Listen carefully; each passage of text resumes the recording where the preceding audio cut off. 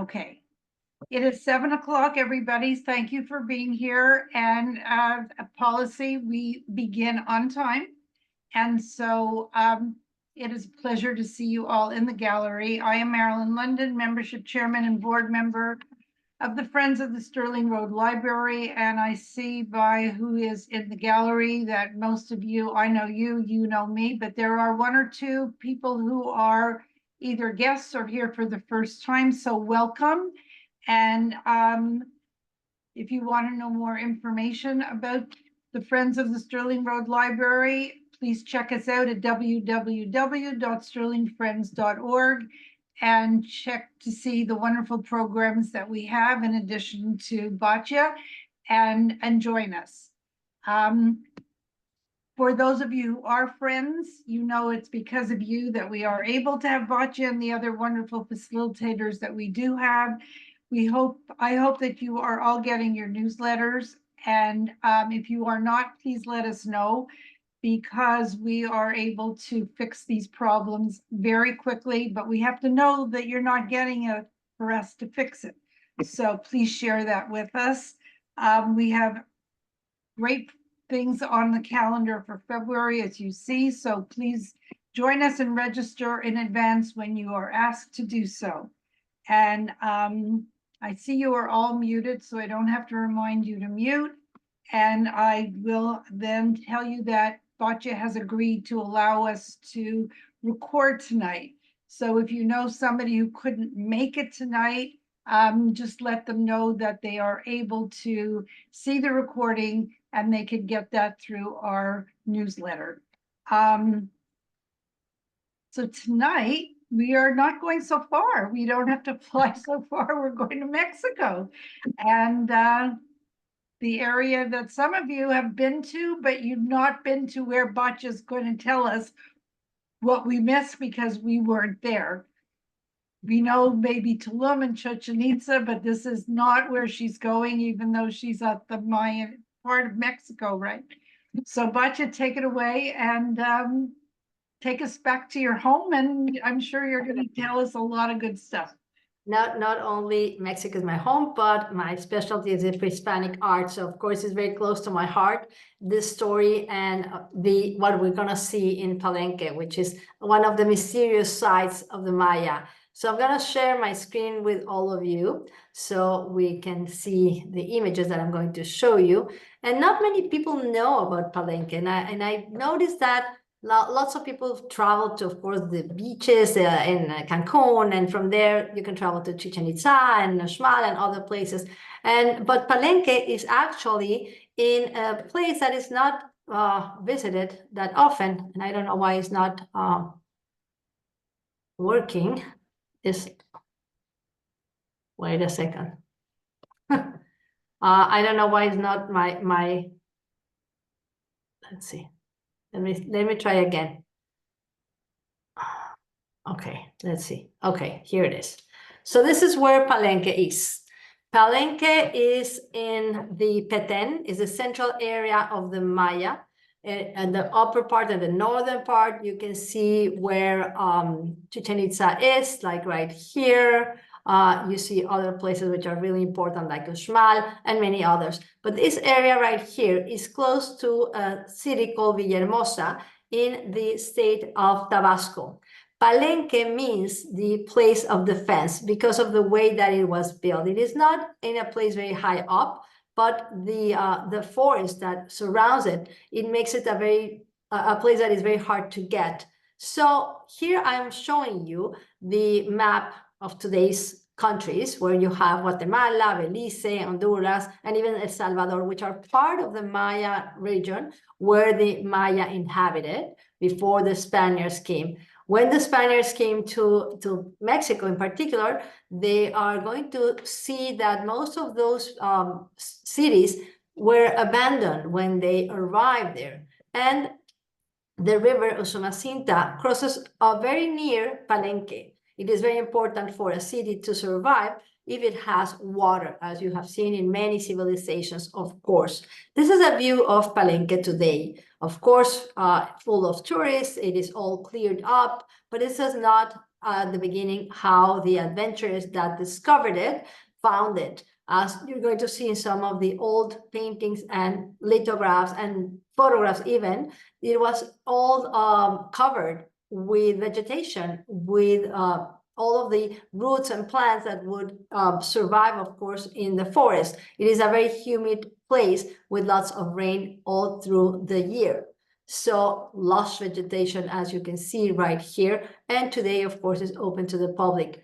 The year of 1787, Antonio del Rio was sent by Charles III of Spain to visit and explore the area. Remember, the Spaniards are already conquered most of Mexico, today Mexico, of course. They first arrived to the coast in Veracruz, and from there, they're gonna conquer most of it. But this area was kind of, I don't know, not important at the moment in the 16th century because it was not a big city and nobody knew a lot about this area. But when Antonio del Rio comes to this area, he's going to bring with him well, I would say somebody who was part of his entourage, but he was not a great painter or any artist. But this is what they see first, and this is an image in the right-hand side of the Temple of the Sun. This is how it's called because of the center image of the sun that you have here. And what he's going to represent,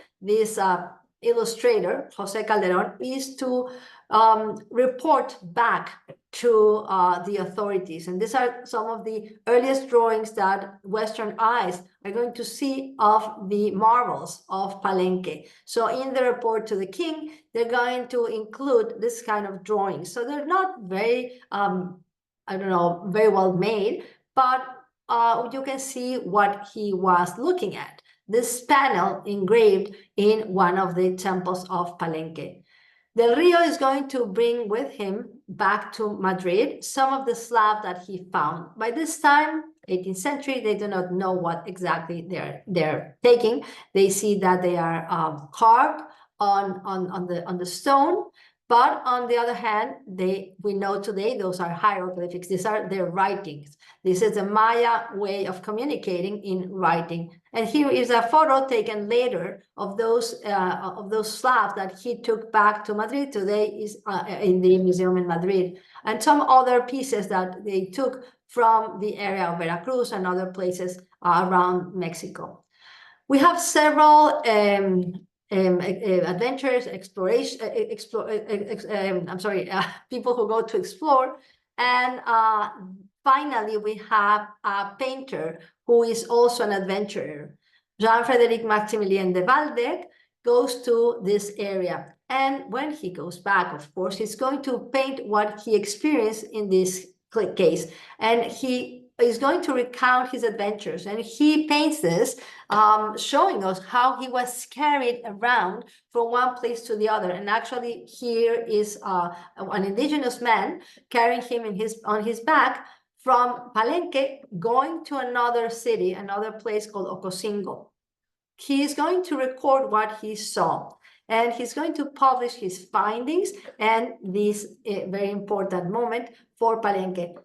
Even though he did not see the city like that, he's going to idealize it and he's going to make a publication of some of his drawings. This is what we are looking at here. In the foreground, we see what we call El Palacio or the palace, and in the back, what it's going to be called the Temple of the Inscriptions. In this published book with some of the engravings that we see and also his adventures, is going to be very successful. People want to know about this place, that it is very mysterious. It's going to be republished again with much more beautiful engravings, as you can see this one right here of one of the reliefs that he found. And I'm going to show you later how it really looks. This panel is not exactly like this, but he, of course, idealizes them. On the other hand, some of the engravings are completely made up. This one, for example, is one of the windows in a T shape, but also he uses his imagination and he places an elephant as a decoration. They never had elephants in this area, never seen an elephant, but probably he is going to interpret one of the masks of the rain god called Chaak in Maya. So it has, of course, a trunk, and he is going to just draw it as an elephant. We have a very important man coming along. And I'm not talking about all of the people that went to this area because they wanted to explore, but just the main important people. John Lloyd Stephens, he was a lawyer. He was an American diplomat, and he was in Mexico at some point. He's also a writer, and he had come from New York. He had traveled to many other places that, like Egypt and Petra, and by this time, he wants to explore what people are talking about in this region. He is going to meet later on Frederick Catherwood. He was an architect, also he was English, and he had also traveled to Egypt and to the Middle East. So the perfect couple to have one expedition to the forest of Mexico. They're gonna meet in London. Catherwood was showing his mural, his circular mural in the panorama in Leicester Square in London. And I'm going to show you just a little bit of how this works, because it's kind of this immersive experience of the 19th century. We will have a mural all around in a circular space, and people would just go up and look at the mural and try to imagine themselves in a different place. So Catherwood is going to show his paintings from Jerusalem and from Egypt. And this is the way that you would look at it. You would be in this kind of balcony, and you would be surrounded by these images. And in this case, we see the drawings or the paintings actually of Istanbul. Well, this is the moment when they're going to meet, and they set up this arrangement of going and traveling to Mexico and to visit the area of Palenque. So in 1939, they go to Palenque. And through the eyes of Catherwood, we can see more of how they encounter those pyramids, those ruins in Palenque. They're going to publish their travels, their voyage, all of the adventures that they had, with, of course, illustrations, paintings, and also their stories. And it's going to be a great, great success when it was published in 1841. The paintings, the drawings are really amazingly well done. And still today, you can get a facsimile of those lithographs. Very often, what I have found is that you can have the book, of course, but usually they are so beautiful that they are framed. And all of this drawing that Catherwood made while he was traveling with Stephens. So here we have the ruins, workers with them. Stephens probably here measuring something, one other worker on the other side with this line, this rope, and the workers clearing the area. So we have some engravings also from this this travel, this voyage. And this is the Palacio, the palace. As you can see here, some of the area has been cleared already, but still you have vegetation covering part of the building. And this is the way that you see the palace today. We're gonna talk a little bit more about this marvelous building. But they, of course, went to other places, and they traveled around. They even went to Copan, to Honduras, and they visited different ruins. Each time, Catherwood would have, of course, drawings, sketches, and then he would go back and paint and make engravings for the publication of their adventures. But in this case, we see on the left-hand side, one of the paintings by Catherwood, and on the right-hand side in Copan, you see a photograph of the actual stela here in the back. Of course, well, I don't have exactly the same angle frontally, but you know what I mean. Well, there is also a story that when Stephens was in Copan, he bought the city for $50 because he wanted to float the whole city and all of what he could find there down the river to museums in the US. Of course, that never happened, but of course, he was so interested in showing what he had found all around this area. It was such a success, that publication and that book, that everybody was talking about this mysterious city of Palenque. That in 1848, P.T. Barnum, the circus guy, he hired two boys from Salvador, and he's going to dress them up, and he's going to travel to Europe with them, and he's going to advertise their show or their showing as the Aztec people from Palenque. We know, of course, that they were not Aztec, they were Maya, and they were not from Palenque, they were just from Salvador. Their names is Maximo and Bartola, and they actually were born with microcephalic and condition. So here you have a photograph of them with P.T. Barnum, and this is the invitation to show these people that he called the Aztecs from Palenque. So nobody, of course, knew about Palenque before that, but after that, everybody was talking about Palenque.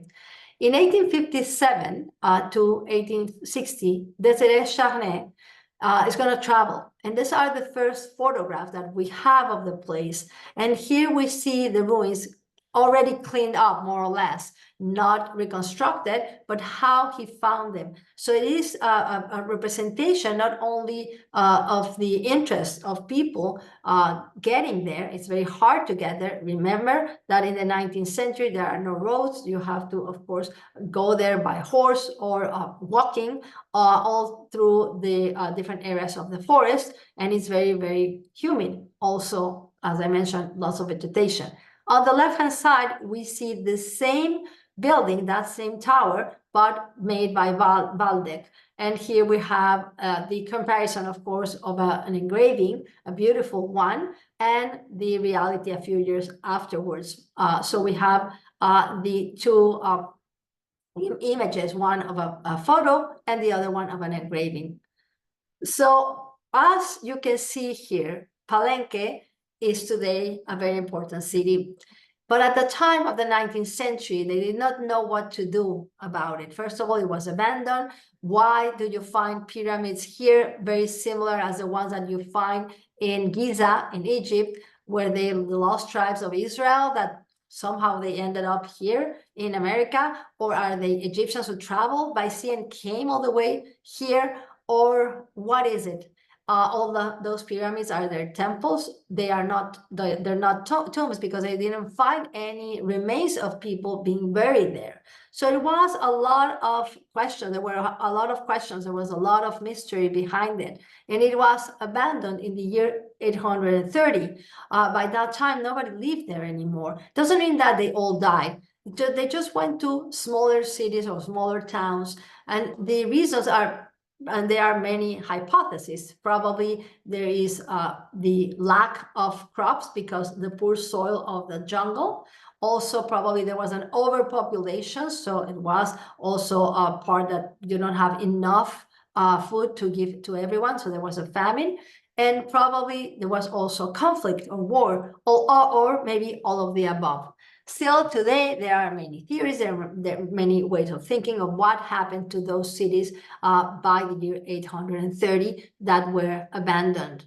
We know that the main river is the Usumacinta, but very nearby, one of the branches of that river is really channeled to the city. The name of the river is the Otulum, and here we have the channels that the Maya made to bring water, fresh water to the city, and still today you can see that they are working. So the water still runs through the whole city, and here we have the actual channel crossing all over. So it is surrounded by the forest.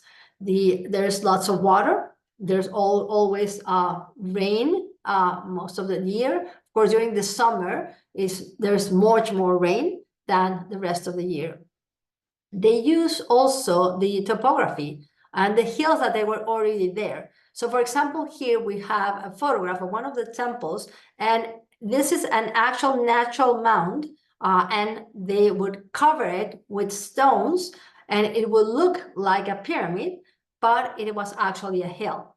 So you have, of course, the backdrop of the green mountain with that lush vegetation, and you would have different levels of the different temples because of the topography of the place. This is a kind of normal houses or regular houses that people would live in. They are called bajareque. This is a technique using first bamboo sticks, then they would cover them with mud, then a plaster on top of it or stucco, And finally, you have straw and also the thatch roof, of course. They would have two doors, one on one side. You can just see one on one side, but on the other side, exactly opposite that one, there's another one to allow ventilation in this kind of house. The heat can be really very strong. It can be very hot during these hot summers, of course, and very humid. So they need as much wind or breeze as they can get. So that is what creates a place that, first of all, it is a little bit less hot, a little more controlled. The temperature is a little bit more controlled, and with the wind coming from one side to the other, it would of course allow you to breathe a little bit. The whole city and all of the Maya cities are the image of the universe. And I'm gonna refer to another city called Yaxchilan, where you find a labyrinth that recalls the Xibalba. The Xibalba is the underworld, and they did not believe that the underworld would be hell, not at all. And in the Xibalba, you would have 9 lords of the underworld, and they would be part of the universe that they believed. They also had a counting system based on the number 0, and the Maya calendar would be based on that. So the katun would be 20 tuns, and 20 tuns would be 7,200 days. They also invented the number 0, and here in this image, we see the representation of a katun, part of the calendar. The calendar was not only agricultural, but also was religious. So they had 2 different calendars. In this incense burner, you can find the representation of their universe. Because first of all, here we have the sun, the representation of the god sun. They believe that the sun every night would be transformed into a jaguar. And then he would have to travel through the Xibalba to the underworld, transform as a jaguar, and the upper levels would be inhabited by 13 gods, which we see right here in the form of birds or masks of birds. And here we have the jaguar, the representation of a jaguar. But this is an incense burner, of course, used for rituals, for ceremonies. And the representation of the Lord would be, of course, an image of power. The jaguar is also associated with power, and here we have a representation of one of the lords sitting on the throne, and it's covered with a jaguar skin. Of course, the skills of the jaguar of hunting, also how he can see at night, would be worshipped as very important for the leader of the Maya. In other places, they have found thrones that are also related to jaguars. This is one that was found inside the pyramid of El Castillo in Chichen Itza, but you have others in other places. They believed that the creation of men was because it came out of corn. The gods help him come out of a corn. And in this beautiful figurine from a small island called Jaina shows you exactly that legend, that myth. Also, we learn from the Popol Vuh, which is writing taken by the Spanish priests from the indigenous people that would record all of the oral traditions. And through that manuscript, and there are several, by the way, we can learn a lot about their beliefs and their ideology and what they did. One of the things that archaeologists have found all around the Maya area are skulls like this one, where they deform the skull because they think that it is a beautifying technique to look like the sons of the corn. And here we have some ways that probably they deformed the body when the kids were babies. So we have that transformation not only in an actual skull, but also in representations of the people, the idealized representation of a human being with that deformity. And this elongated shape of the forehead was something that one of the Spaniards that came in the 16th century, Gonzalo Fernández de Oviedo, asked to the indigenous people, and they answered, this is done because our ancestors were told by the gods that if our heads are thus formed, we should appear handsome and better able to bear burdens. And probably that is so true. They did not have any draft animals, and everything had to be carried on their backs. They're also going to decorate their teeth, as you can see here, using semi-precious stones. And this is another of those skulls that have been found in the Maya region. They also made the babies. They would also be how would you say, transform the way that they were seeing into a cross-eyed vision with strabismus, as that's how it's called medically. And this is how they would cause it. They would put a bead in the forehead, in between the eyes and on the nose, and that would be forcing the kid to look cross-eyed, because they believed that this was the image of the sun god. As I mentioned, no draft animals, so everything had to be carried on their backs, no horses, no any cows either. And the cacao is a very important fruit in this area. Of course, with that, you can make chocolate, but they did not have any cows, as I mentioned, so there's no milk. The way that they had it was with water, and it was very bitter, so they would add some vanilla. They did not have any sugar either. And it was a very luxurious liquid, a very luxurious drink, and they would offer it to the gods. And this vessel shows you an image with the hieroglyphic of the name of cacao. And all of this has been found archaeologically.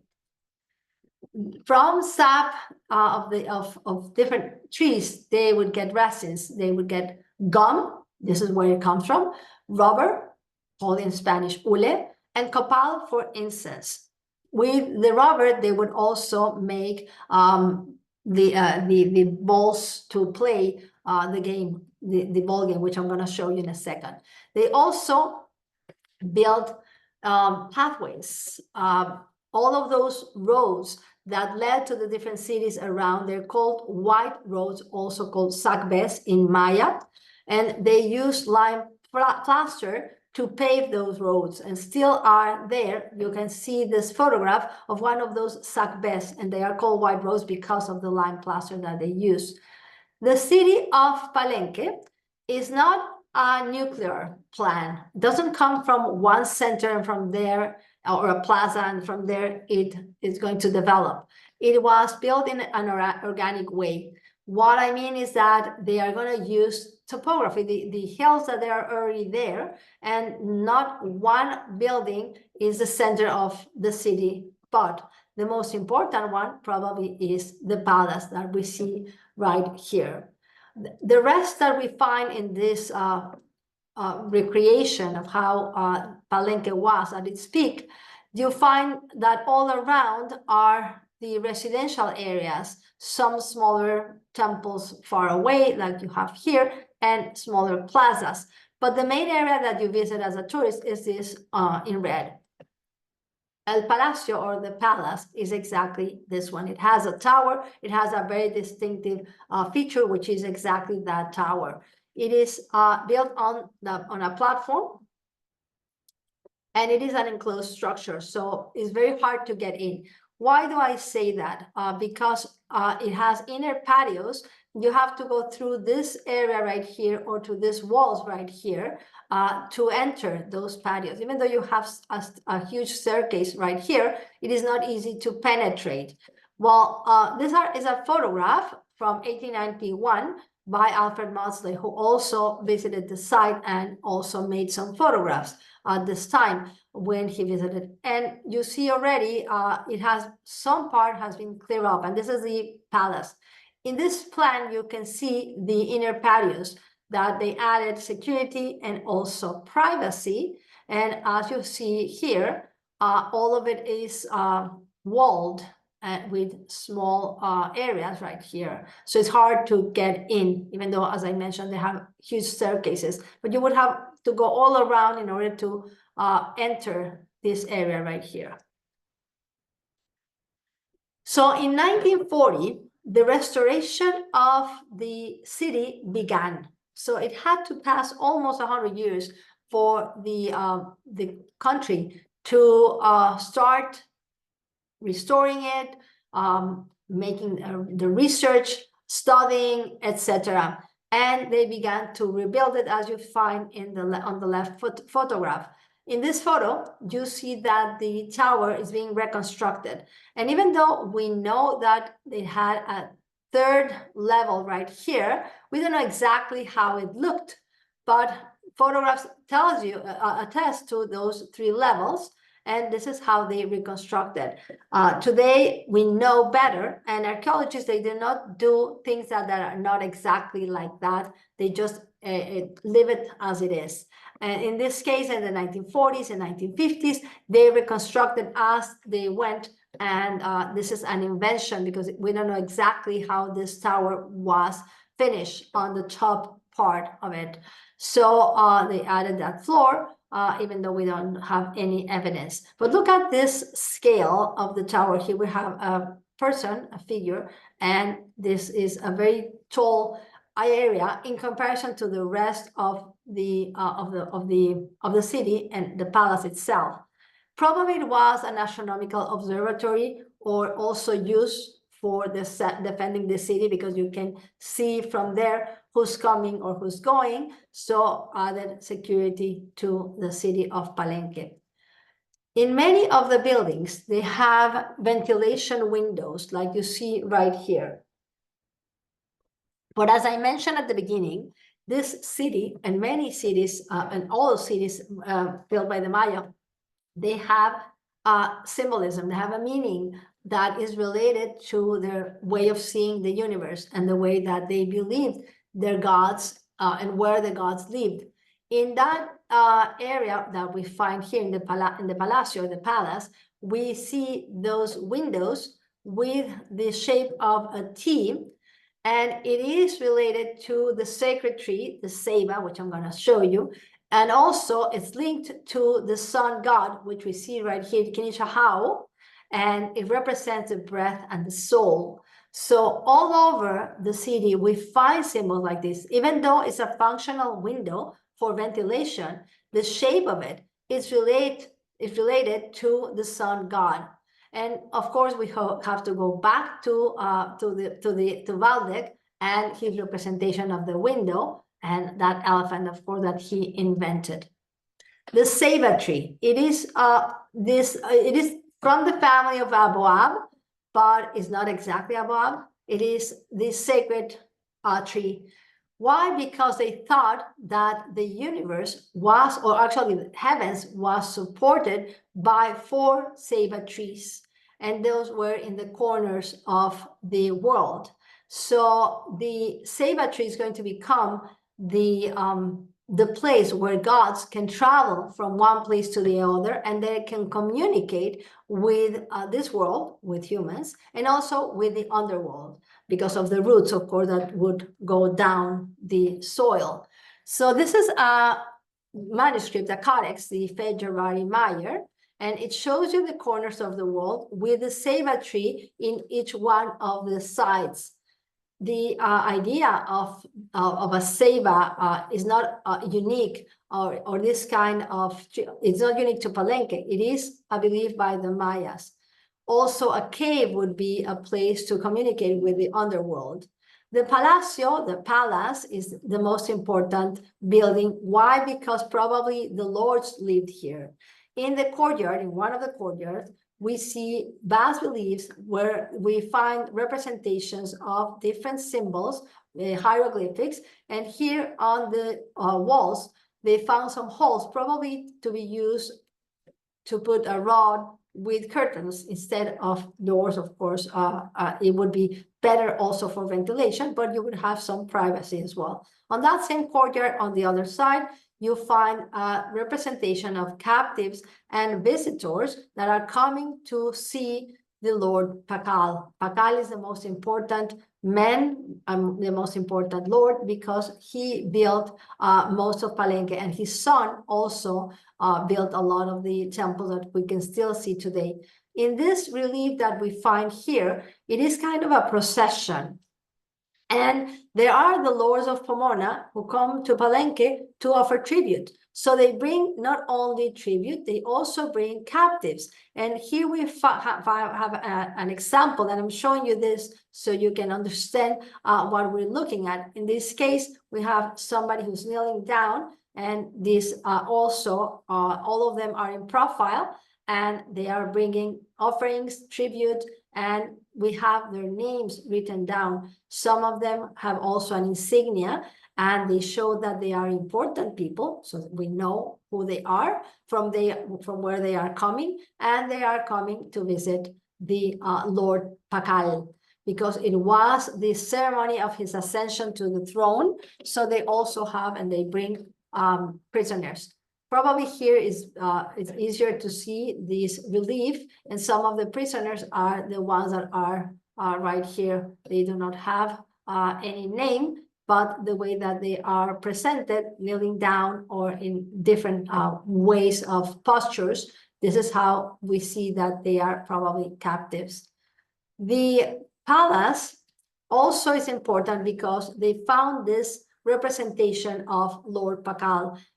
He's sitting down in this headed jaguar throne, and it has this double head of the jaguar. Let me show you better here. And his mother is presenting him with the royal headdress. So she is part of this representation of this important moment. And here we find the name of the mother, the name of the Lord himself, Pacal, and he is receiving this royal headdress.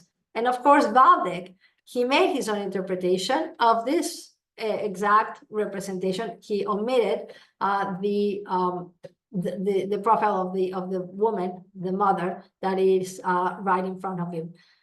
We have also that the double-headed throne in other places like Uxmal. Here we have an actual double-headed throne, not probably used by the Lord of Uxmal, which is another city. It is important to note that the Maya, they did not develop the same kind of architecture that we see in Europe. They use what we call the choral vault or the Mayan arch, and it works like this. They did not have an actual keystone. They have it's called the false arch because they do not use an actual keystone. The walls are increasing with projecting stones until they get to the top, and the capstone on the top, it just spans the distance. So we have a different kind of arch in the Etruscan and the Roman architecture, where the keystone has the tension and holds the whole weight of the arch to every part. What happens is that they were, because of this kind of architecture, they could not make very large spaces. They were very narrow and not as large as we would see in Roman architecture. Also the big roof, of course, in some occasions. And I wanted to show you the ball court, because the ball game is very important for Mesoamerican civilization. And the ball game is not only, and we know that from the Aztecs that were in contact with the Spaniards, not by the Maya, because at some point it became also a sport that would allow betting. But it is related to a ritual, to religion, and we know that also from the legends written at the Popol Vuh. This is the ball court in Palenque. We have ball courts all around Mesoamerica, all in different cities.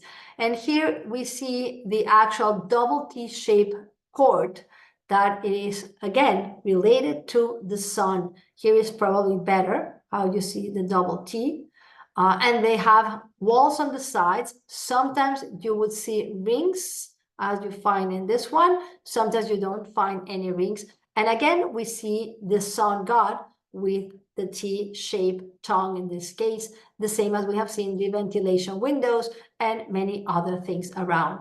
And again, it is related to a ritual that is written in the Popol Vuh.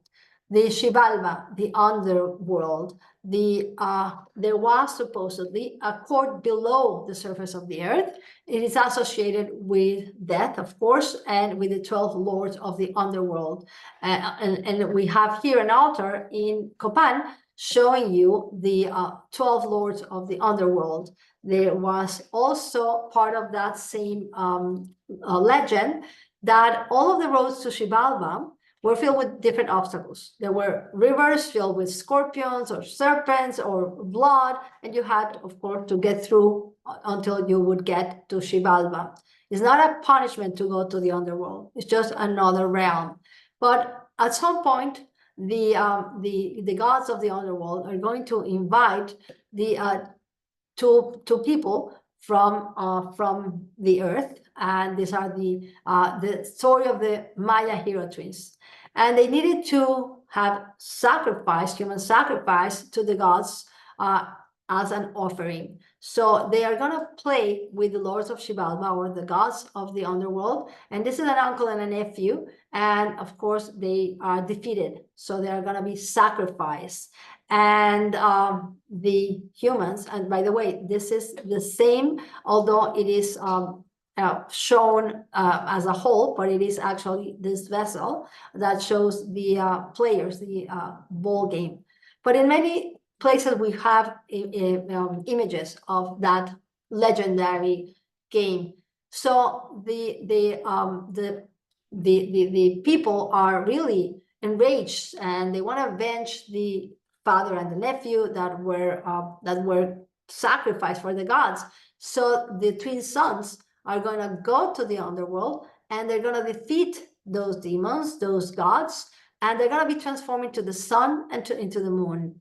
And it is the beginning of the new age. So they would reenact this ritual over and over again. And there are several theories or several ways of looking at it. We really do not know if the one who was defeated was sacrificed, or the one that won was sacrificed, because it would be an honor to, of course, be sacrificed for the gods.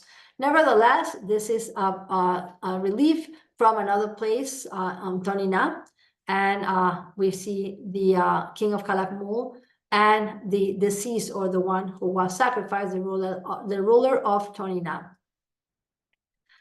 Here we have all of the regalia that they would use to play the game. The knee pads, the protection of the hips, and you would play with your elbows, with your hips, and with your knees. And here we find also the black red headdress and the masks that they use, also with their insignias.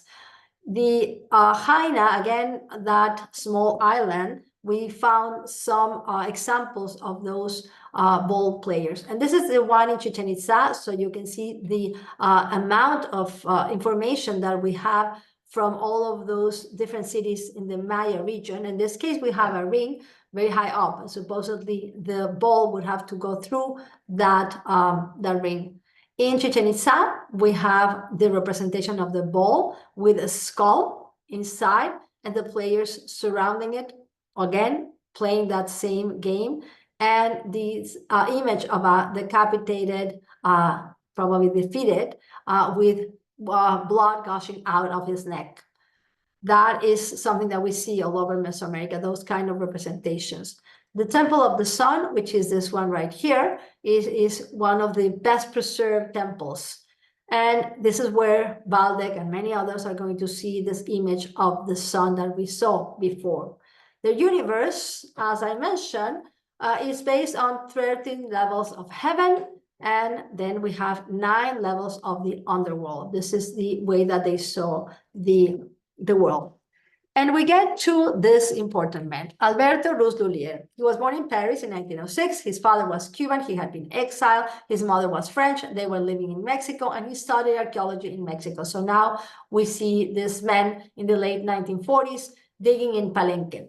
He gets the commission to study the place and to dig. And even though this is an old photograph from 1890, he starts to clear the Temple of the Inscriptions. And in this old photograph, we see that it looks like a mountain, and on top of it, there's a temple. But in reality, it is a pyramid. And this is where it is. It's called the Temple of the Inscriptions because guess what? There was a whole slab of inscriptions.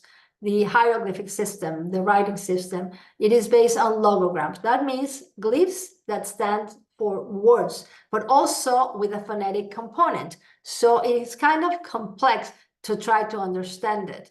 And this inscription tells us about the bounty and the richness of Palenque, that it has lots of jade, and people have been bringing tribute with jade pieces.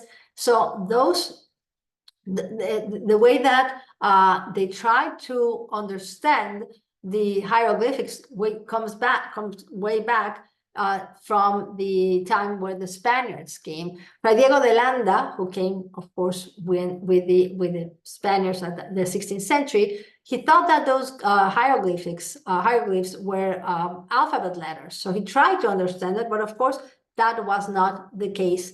So until 1952, in the USSR, Yuri Norozov discovered and deciphered that it was a syllabic phonetic system, not alphabetic. And in the 1970s, there are more epigraphers who have been studying, and today we can read everything. So, for example, the symbol for Lord, Ahau, is this one right here, or Pakal, the name of the Lord, that means shield, it is right there. And this is how it works. So you have one symbol, Balam, and you can add a phonetic symbol, which is Ba, so Ba, Balam. So you have Balam, and then you add something else at the bottom, which is also phonetic, Ma, and you have a whole idea, Ba, Balam, Ma. So this is a combination of syllables with a phonetic and also symbolic system. Rousseau starts to dig and to clear this building in 1951. And he realizes that this building has 9 levels outside in that facade, 9 levels. And he starts to think 9 levels of the underworld, because this is a representation of the universe. On top of it is the temple where the inscriptions were found. The entrance is decorated with bas-reliefs of Pacal's ancestors. His mother and father are represented there in the form of cacao plants. And as he goes in, he realizes that there is a slab that has holes. So is it a movable slab? Maybe there's something beneath it. And he removed the stone slab and with some ropes, and he found that there was some debris. There is something there. When he saw that some steps are there, but he has to leave this place because the rainy season is coming, and there's no way that you can work during the rain in this forest, in this tropical forest. So he has to leave there, the Palenque. Of course, he left some guards, and he waited another year to come back.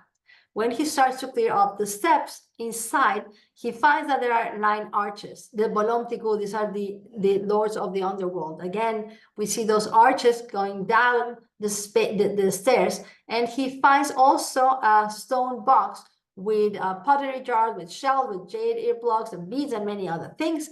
And he, of course, goes down the staircase, and he digs some more. There are more staircases inside in the interior of this. And this is unknown in any other place in Mesoamerica. There's not any other place where you have a pyramid that has something inside like this one. Usually it is an older pyramid that has been reused and covered with another pyramid. In this case, it's a completely new way of seeing archaeology. And here we have this cross-section again with the interior staircase. And he finds at some point some sacrifice victims that were placed right here. There was a hole, and they placed the sacrifice victims right here. So he digs some more until he gets to the bottom. And that is where he finds the tomb. The tomb is covered with a slab that is also decorated with engravings. The wall is decorated with the ancestors of Pacal all around. Here we have one of them. that have been preserved almost perfectly with the color that was made with, because it was covered with lime, of course, because of the way of the kind of stone that we have and the humidity, of course, and they were very well preserved. And this is a photograph where you see the huge slab on top of the tomb. And here we have Lulier just peeking out, and you can see the slab, how thick it is. So it is beneath it, and the tomb is right below it. When he takes out the lid from the tomb, he finds the tomb of Pakal. And this is a reconstruction of that vault. The tomb was covered with red cinnabar. And it is very symbolic as well, because for the Maya, the north, and each one of the cardinal points has another color. So north is white, south is yellow, west is red, and east is black. West, red. Where does the sun set? To the west. So this is where the dead go. And that's why it is covered with red. And here we have again the representation of the cardinal points for the Maya in the February Maya codex. The mask that was found inside was restored in the year 2002.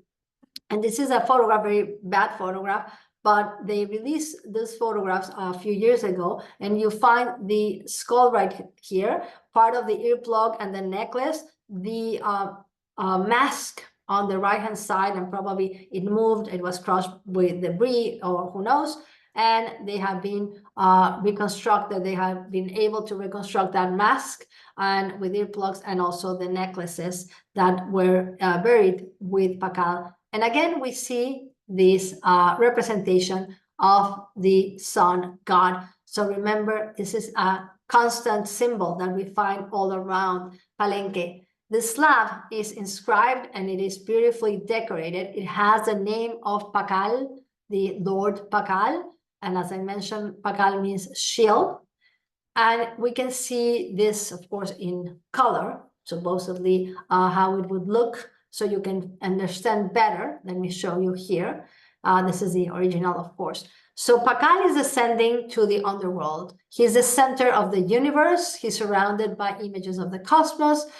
There is the Seva tree on top, because that's where you communicate to the different worlds. The supernatural bird is on top of it. And then in the lower part, we see the image of the sun and a double-headed serpent.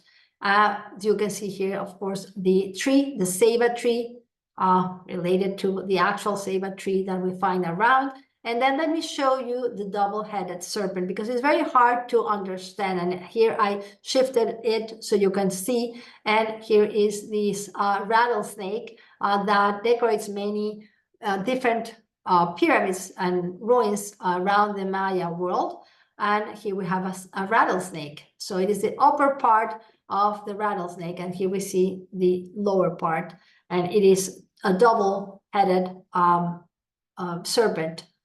And this is, of course, the representation of the sun god with the big eyes that we have seen in some of the incense burners before. This is representing, again, the idea of the universe, the underworld, the upper world, the Seva tree, and where is Pakal, that he's descending to Xibalba, the underworld. Now, let me tell you a story, because in the year 1985, in the museum of the Pakal mask was placed afterwards in the Museum of Anthropology in Mexico. And in the Christmas of 1985, it was, of course, party time. The guards were also having a blast, and they were not paying attention.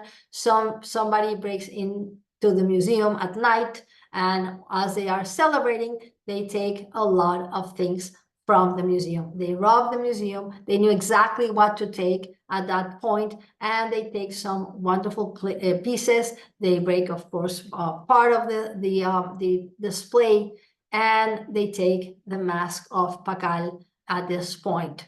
It is, of course, impossible to sell this kind of artwork. Even they take this beautiful obsidian monkey.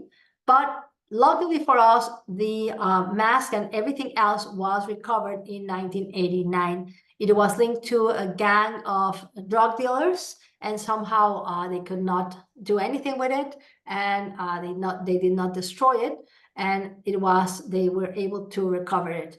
The mask of Pacal was reconstructed in the year 2002. It is made out of jade, obsidian for the eyes, and mother of pearl as well. And the tooth, of course, I've shown you before, it is a representation of the sun god, the Kinich Ahau.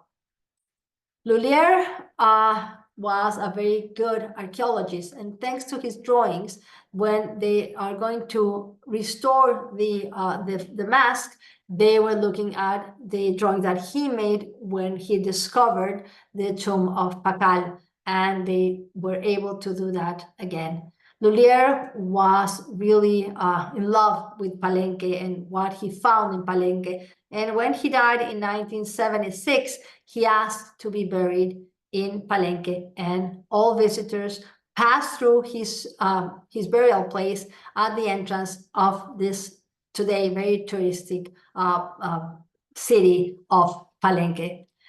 Thank you, everyone, for listening to Palenque, and I hope you have enjoyed today's class. Any comments, questions, please?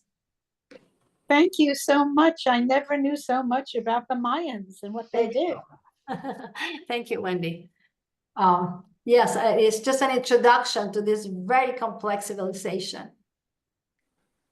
Thank you very much. Thank you, Doris. Thank you. I have one question. Tikal.